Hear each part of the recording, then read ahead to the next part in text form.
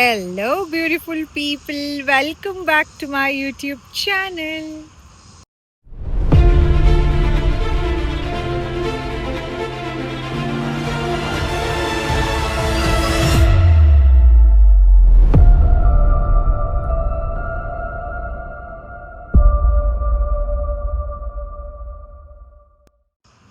So guys, ಈ vlog ನನಗೆ ತುಂಬಾನೇ ಸ್ಪೆಷಲ್ ವ್ಲಾಗ್ ಆಗಿರತ್ತೆ.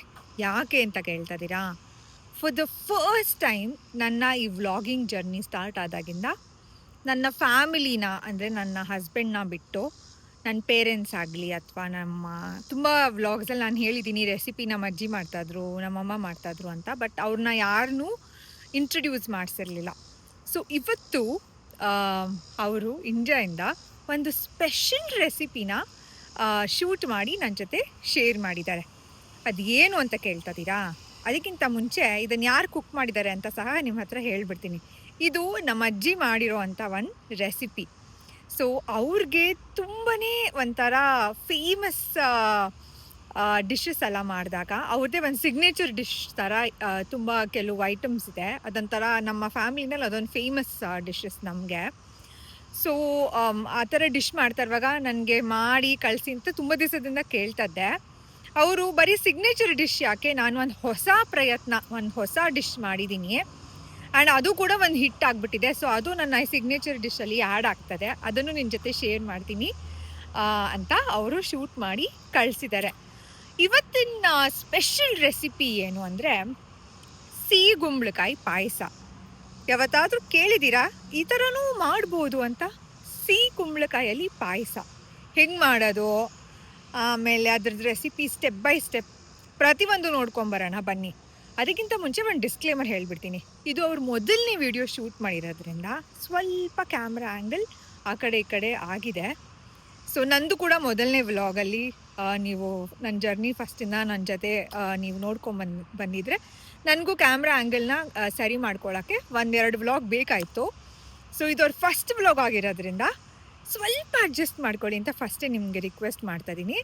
ಸೊ ಅವ್ರು ಹೆಂಗೆ ಮಾಡಿದ್ದಾರೆ, ಈ ಪಾಯಸ ಹೆಂಗೆ ಮಾಡೋದು ಅಂತ ನೋಡ್ಕೊಂಡು ಬಂದು ನೀವು ಕೂಡ ಇದನ್ನು ಖಂಡಿತ ನೀವು ಟ್ರೈ ಮಾಡಬೇಕು. ಓಕೆನಾ?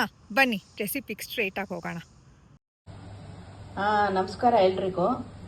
ಈಗ ಅಮ್ಮ ಸಿಹಿ ಕುಂಬಳಕಾಯಿದು ಪಾಯಸ ಮಾಡ್ತಾ ಇದ್ದಾರೆ. ಅದು ಎಲ್ಲರ ಮನೆಯಲ್ಲೂ ಕಾಮನ್ ಆಗಿ ಮಾಡಲ್ಲ.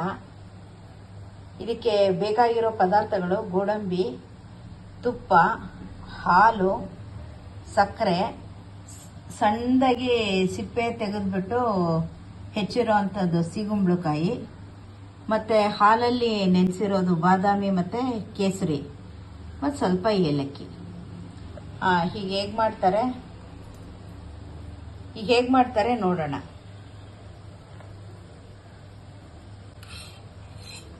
ಈಗ ಒಲೆ ಗ್ಯಾಸ್ನ ಹಚ್ಚಿಸ್ಬಿಟ್ಟು ಸ್ವಲ್ಪ ತುಪ್ಪ ಹಾಕ್ತಾ ಇದ್ದಾರೆ.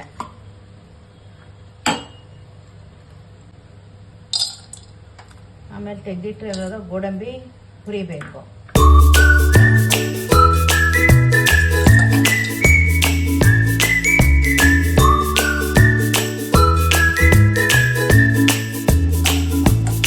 ಒಂದು ಕಪ್ಪು ಕುಂಬಳಕಾಯಿಗೆ 4 ಸ್ಪೂನು ಸಕ್ಕರೆ ಸಾಕು ಅಷ್ಟೇನೆ.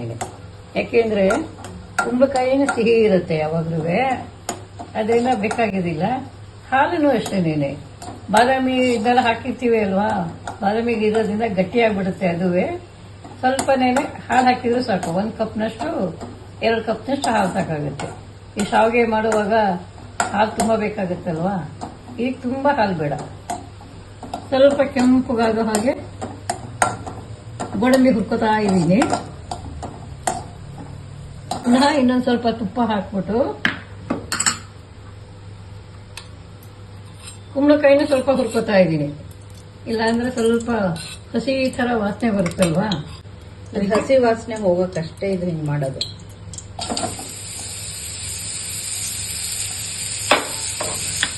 ಸಣ್ಣೂರಿನಲ್ಲೇ ಹುರಿತಾ ಇರಬೇಕು.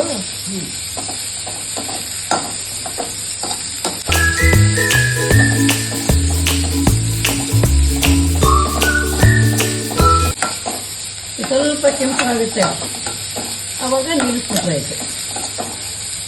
ಜೊತೆಗೆ ಬೆರೆಸ್ಕೋಬೋದು ಬೇಕಿದ್ರೆ.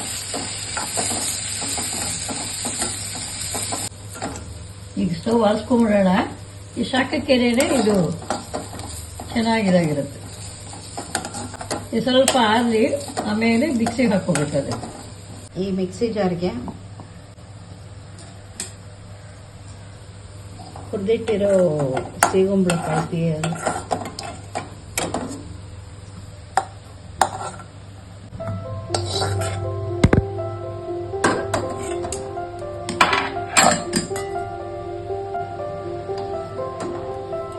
ಆಮೇಲೆ ಹಾಲು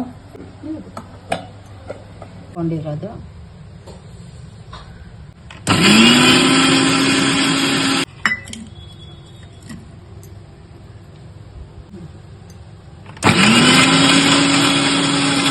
ಆಲ್ಮೋಸ್ಟ್ ಕೋರ್ಸ್ ಗ್ರೈಂಡಿಂಗ್ ಆಗಿದೆ ಬಾದಾಮಿ ಮತ್ತು ಗೋಡಂಬಿ. ಈಗ ಇದನ್ನ ಬಿಸಿ ಬಾಣಲೆಗೆ ಹಾಕಿ ಹಾಲು ಸಕ್ಕರೆ ಎಲ್ಲ ಹಾಕಿ ಬಿಡದೆ ತಳ ಹಿಡಿದಿದ್ದೆಗೆ ಕೆಡ್ತಾ ಇರಬೇಕು.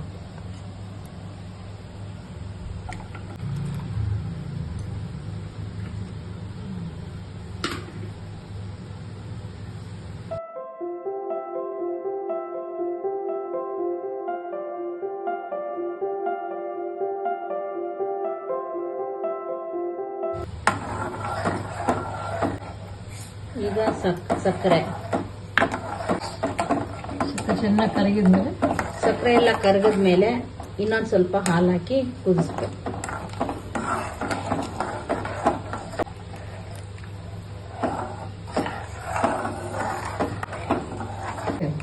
ಒಳ್ಳೆ ಟೇಸ್ಟ್ ಕೊಡುತ್ತೆ ಪಾಯಸ.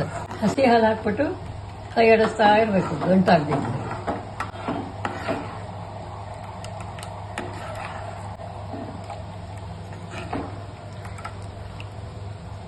ಇನ್ನೊಂದು ಅರ್ಧ ಕಪ್ಪಷ್ಟು ಹಾಲು ಆ್ಯಡ್ ಮಾಡ್ತಾ ಇದ್ದೀನಿ.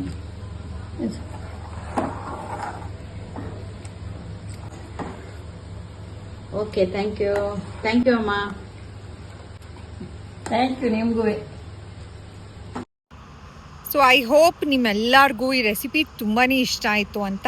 ಆ್ಯಂಡ್ ನಾನು ಈ ರೆಸಿಪಿನ ಅವ್ರು ಕಳ್ಸಾದ್ಮೇಲೆ ನಾನು ನಮ್ಮ ಮನೇಲಿ ಕೂಡ ಟ್ರೈ ಮಾಡಿದೆ. ಫಸ್ಟ್ ಕ್ಲಾಸ್, ಸಕ್ಕದಾಗಿತ್ತು. ಈ ಥರದ್ದು ಒಂದು ರೆಸಿಪಿ ಮಾಡ್ಬೋದು. ಸಿಹಿ ಕುಂಬಳಕಾಯಿ ಅಂದರೆ ಸ್ವೀಟ್ ಪಂಪ್ಕಿನಲ್ಲೂ ಈ ಥರ ಒಂದು ರೆಸಿಪಿ ಪಾಯಸ ಮಾಡ್ಬೋದು ಅಂತ ನನಗೆ. ಅಂದರೆ ಶಾವಿಗೆ ಪಾಯಸ ಆಗಿರ್ಬೋದು ಅಥವಾ ಬೇರೆ ಎಲ್ಲ ಥರದ ಪಾಯಸ, ಸಾಬುದಾನ ಪಾಯಸ, ಬೇಳೆ ಪಾಯಸ, ಇದೆಲ್ಲ ನಾವು ಮುಂಚೆನೂ ಕೇಳ್ಕೊಂಬಂದಿರ್ತೀವಿ. ಇದೇನು ಒಂಥರ ನನಗೆ ಡಿಫ್ರೆಂಟ್ ಅಂತ ಅನಿಸ್ತು.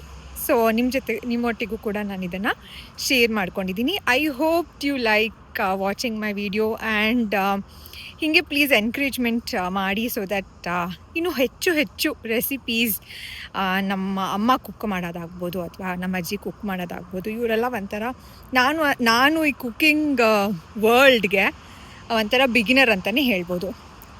ಮದುವೆ ಆದಮೇಲೆ ನಾನು ಅಡುಗೆ ಮಾಡೋಕ್ಕೆ ಸ್ಟಾರ್ಟ್ ಮಾಡಿ ಇವಾಗ ಏನೋ ಒಂದು ಲೆವೆಲ್ಗೆ ಮಾಡ್ತಾಯಿದ್ದೀನಿ.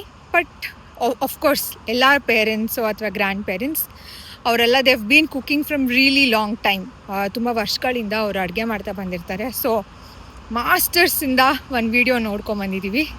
So thank you first of all ಈ ವ್ಲಾಗ್ ಮೂಲಕ ಹೇಳೋಕ್ಕೆ ಇಷ್ಟಪಡ್ತೀನಿ. ಥ್ಯಾಂಕ್ ಯು ಸೋ ಮಚ್ ಅಜ್ಜಿ, ಥ್ಯಾಂಕ್ ಯು ಸೋ ಮಚ್ ಅಮ್ಮ for taking that effort, taking that time out ನಿಮ್ಮ ಶೆಡ್ಯೂಲಲ್ಲಿ and making this vlog. And on behalf of all my audience, I would like to say thank you, big thanks for sharing this recipe.